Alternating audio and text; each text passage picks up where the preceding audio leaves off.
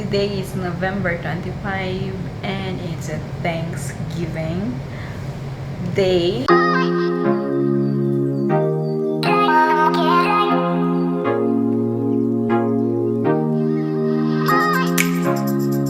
yung aking suit, guys. And then the bag.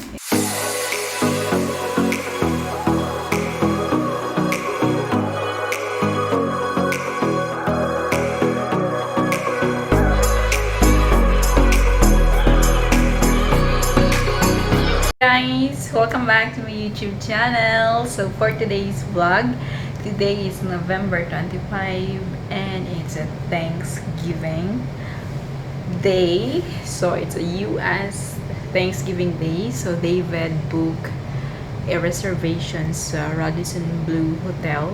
So we're gonna eat our dinner there tonight. So, kailangan lang namin mag-early. So, I have to do my makeup. And, syempre, excited akong kumain ng turkey. So, since turkey is high in protein, so, yung turkey yung pinaka-top one na high in protein na meat. And, syempre, I already have my dress. I'm gonna show it to you later on pagkatapos kong mag-makeup. So, I'm just gonna do my makeup. And, for the moment, nag-export ako ng aking vlog. So, I'm gonna upload that tonight, if possible. If hindi busy at meron akong time. So, hopefully, kasi ang tagal kong nakabalik ng pagbablog. Since I was too busy talaga, guys, doing a lot of things, working out, and minsan pagod na ako, tinatamad akong mag-video, tapos I'm processing all the things that I need for my new business venture, which is the workout clothing line. And wala pa akong na-order na clothing for workout, since I'm still looking for a good supplier. And meron akong na-order yung mga equipment, workout equipment. It's on the way here to Philippines. And it will take long since it's from overseas. And syempre, with logo ko na yun, perfect shape. So, I'm excited to see that in person na rin. Sana worth it. So far naman, guys, okay naman din yung reviews sa shop na yon kung saan ko in-order. And syempre, nakabayad na rin ako ng molding fee. So, syempre, lifetime na yung molding fee. Any product na bibilihin ko sa kanila. So, wala na akong babayaran na logo, kundi yung price na lang ng item.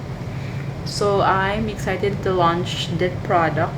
Hopefully, this December, bago mag-Pasko, is hawak ko na siya at saka mabenta ko na siya at least, diba?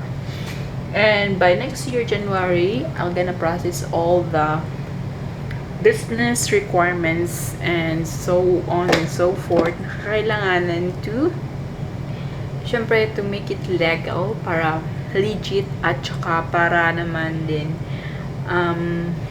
yan, at least in the near future, magagamit natin siya whenever, malay mo, we could loan to the bank to add more on capital, since wala naman akong ganong kalaking capital to put up in a business. So, hopefully, guys, I could make it good and better. So, mag-makeup lang ako, guys. And actually, hindi pa ako nakakapasok ng Radisson Blu. So, hindi ko pa alam, or hindi ko pa nakita. Ay, I forgot the serum. Wait!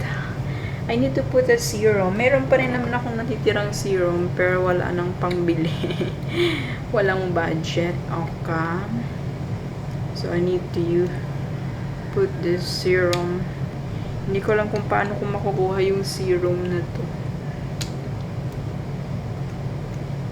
Since, siguro kailangan ko siyang ituwad, kapag So, itutuwad ko na lang siya para makuha ko naman. So, yun, matatagalan ako sa serum na to. So, hindi ko na lang muna siya gagamitin. And, yan na, primer na lang ang lalagay ko since wala naman akong na serum. Ubos na. ang aking serum. Wala nang pambili. And I did put my primer, LA Pro Prep primer from LA Girl. So, nilagay ko lang siya. And then, syempre, ang gagawin nating makeup, hindi naman yung grabe, diba? Yung look fresh and natural lang siya na makeup. So, actually, dapat today, meron kaming cleaning ng aming sofa bed at saka ng recliner ni David. But, ang tagal nilang dumating pagkatapos, syempre, kailangan namin umalis ng 5. Since 5:30, gusto niyang mauna doon para makapili siya ng upuan. And matagal sila ang nag-reply. Matagal din sila mga more than like 2:30 na siguro yun. So we need to cancel it and rebook it. Rebook the para sa next na lang. So yes guys, I'll be back later on pagkatapos kong mag-makeup. And yeah. So, ito yung aking guys. Ito yung aking suit, guys. And then, the bag is this one. Ito na lang ibabag ko. So, this is my dress from Ukay, 80 pesos. So, minadali ang makeup, guys. Kasi si David nainis ako. So, nagmamadali siya. Tingnan niyo yung aking eyeshadow. Parang hindi match sa aking lipstick at saka blush on. Pero, keribeels na. Since nagmamadali kami. So, wala pa siyang mabook na Grab ngayon. So, nag-aantay pa kami ng Grab car. Hindi ko alam if yung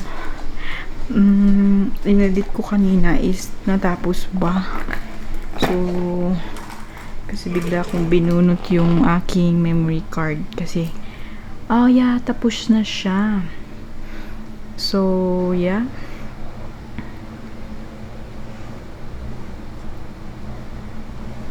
So, tapos na siya guys. Tapos na yung inedit ko. Baka i-upload ko siya tonight.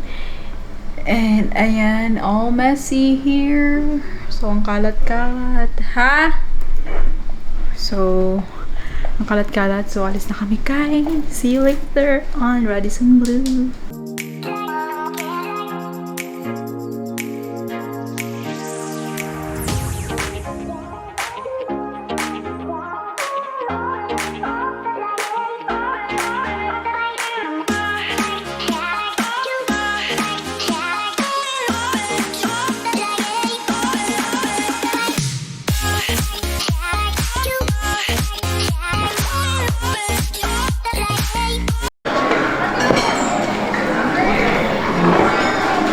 So, we got here, guys.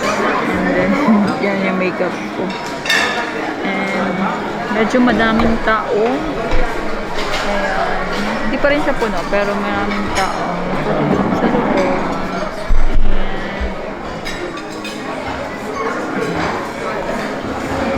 I'm gonna remove my mask. And mostly, yung mga tao dito, guys, is like mga Americans siguro, yung mga husband nila, mga partner nila. So mostly are Americans since it's Thanksgiving America's Day, so Americans Day, so it's most probably people here are Americans. And yeah, so meron din siguro mga family dito na mga Americans. And they have it here, wine. Siyempre.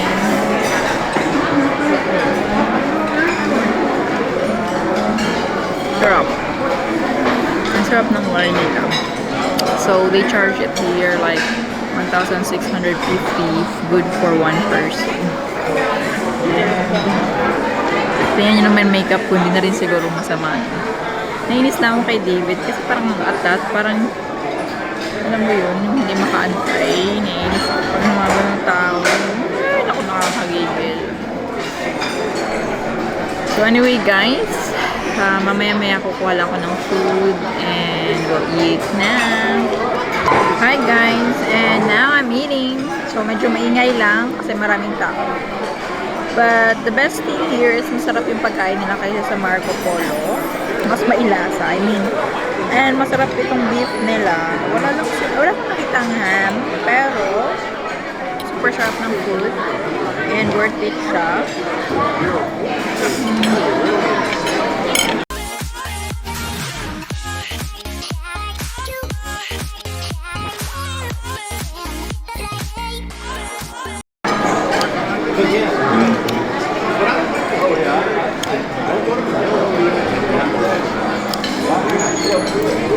And it has a lot of choices kaysa sa Marco Polo. So they have a lot of choices.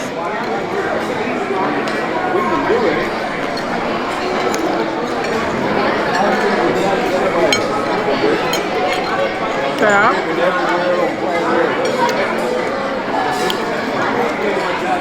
I don't know what this is, but masarap din siya. They have the pizza. Kasi marami silang food dito sa Radisson Blu.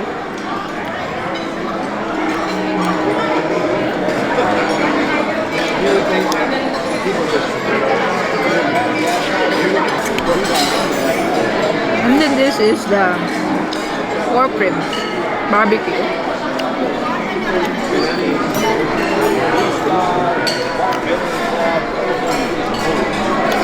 What you got? The rib? The beef is good. Yeah, told you, honey.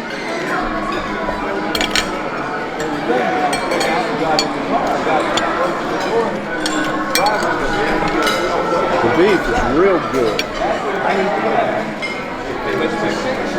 They don't have ice cream. I don't know. They say they have ice cream.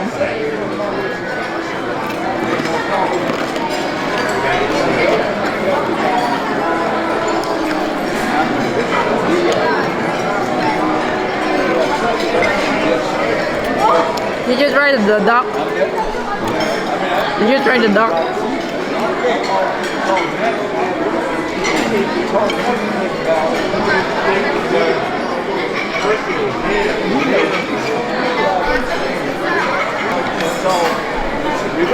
Why is duck meat, man? Duck meat. Red. A lot of cholesterol, greasy. I don't like the taste. I don't like the taste of the duck. It's the taste is strong.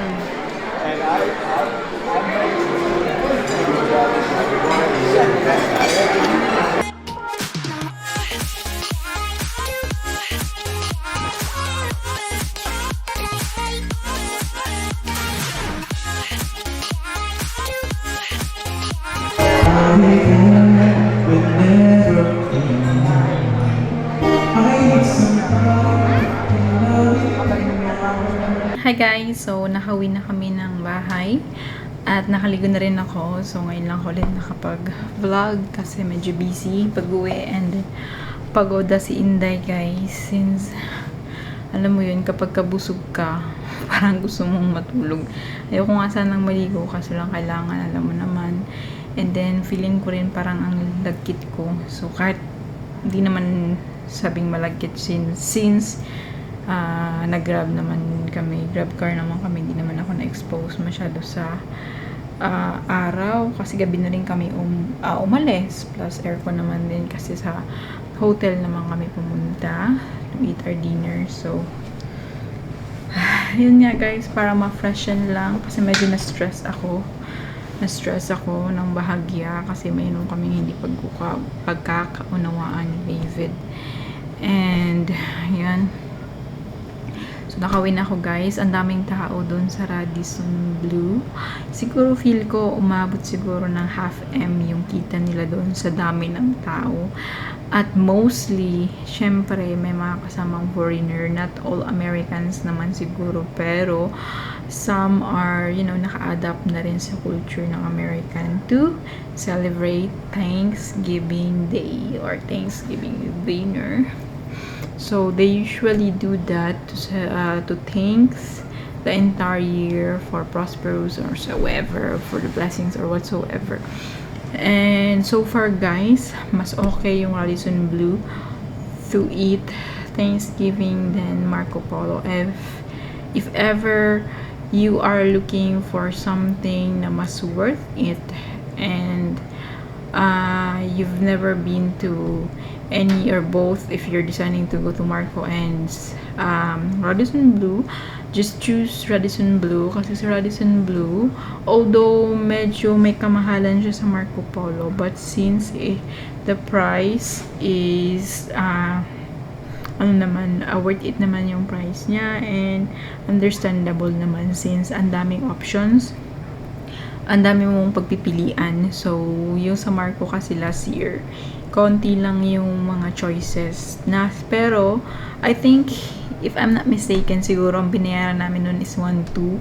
Tapos yung ngayon naman sa Radisson Blu is 1.6. So medyo 400 yung difference nila. Pero worth it naman talaga yung 1.6 guys. Kailangan mo lang kumain ng marami. Lalo na yung mga, syempre, yung roasted beef nila ang sarap. So masarap niya, parang steak. So yun. And then masarap. Basta guys, masarap yung roasted beef nila.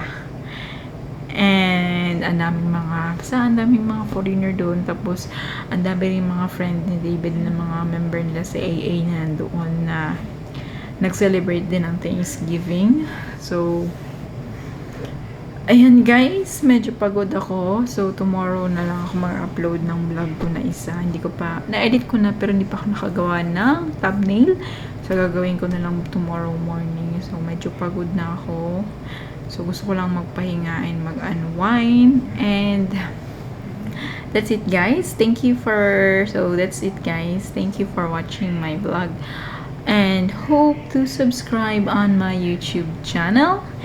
And click nyo na rin yung, and click the subscribe button below para you'll always be updated whenever I do have my vlogs on makeup, travels, tips, and advice, and so on. You will be updated because this channel is all about tips, advice, and probably soon I'm gonna upload more about gym routine or workout routine that you can do in home and in the gym.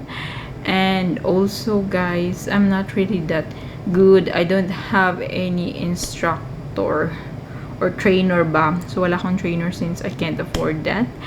But at least meron naman akong friend, Dan. He's a Canadian and he's trying his best to teach me how to do a good form and so on and so forth. So I hope soon I can upload more workout routine that I do. And I know marami guys mga food vlogs and everything. So just keep updated by subscribing on my YouTube channel guys. Thank you for watching.